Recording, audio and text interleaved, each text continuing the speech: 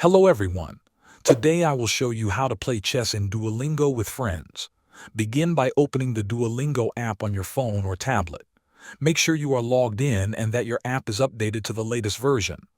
Once the app is open, take a moment to understand that the chess feature inside Duolingo is still in a beta stage. This means it is new, still being tested, and not fully released for everyone.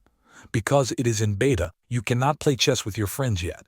The only option right now is to play against the built-in artificial intelligence. To find the chess feature, look at the top left corner of the home screen. You will see the icon for the language you are currently learning. Tap on that icon. A menu will open, showing different learning paths and features. In that list, look for the option labeled Chess. Tap on it to continue. When you first open the chess feature, Duolingo will ask you a few simple questions. These questions help the app understand your current skill level. For example, you might be asked how good you are at chess, or if you want to start from the beginning. Just answer them honestly so the AI can match the right level for you. Thanks for watching.